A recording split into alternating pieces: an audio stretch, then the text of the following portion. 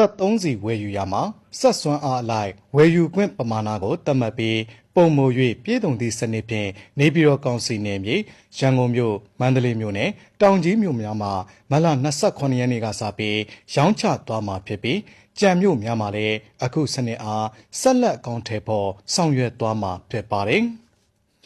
စနစ်အားအသုံးပြုရမှာမော်တော်ယာဉ်ရဲ့ဝှိတွက်မှာအာမခံမှုအမှတ်အသားဟီလိုဂရမ်ပါရှိမှသာအယောင်းဆိုင်ဝန်ထမ်းကစက္ကန့်ဖတ်မှာဖြစ်ပါတယ်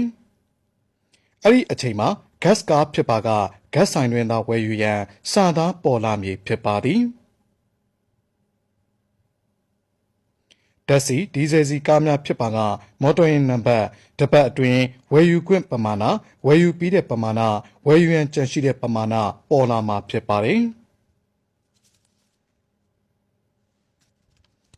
ဝယ်ယူမိစီအမျိုးအစားနဲ့ပမာဏကိုဖြည့်သွင်းပြီးဝယ်ယူနိုင်မှာဖြစ်ပြီးရောင်းချသည့်ဆိုင်နံပါတ်တီနီယာစီပမာဏများအလိုလျောက်စားပါသို့ဝင်ရောက်သွားပါမည်ဒုတိယအကြိမ်ထပ်မံဝယ်ယူမဲ့အချိန်မှာကျွတာကုန်နေပါကဝယ်ယူခွင့်မပြုကြောင်းဖော်ပြပေးပါမည်သတ်မှတ်ထားသည့်ကျွတာကိုတစ်ပတ်အတွင်းအပြီးအပြတ်ဝယ်ယူရပါမည်ခရီးဝေးတွားရောက်မဲ့ရင်များအတွက်မူလဝယ်ယူထားသည့်73စီငွေရှင်းပြေစာကိုပြသ၍ရောက်ရှိရာအခြားတိုင်းဒေသကြီးနှင့်ပြည်နယ်ရှိအယောင်းဆိုင်များတွင်စကန်ဖတ်၍ထပ်မံဝယ်ယူနိုင်မှာဖြစ်ပါသည်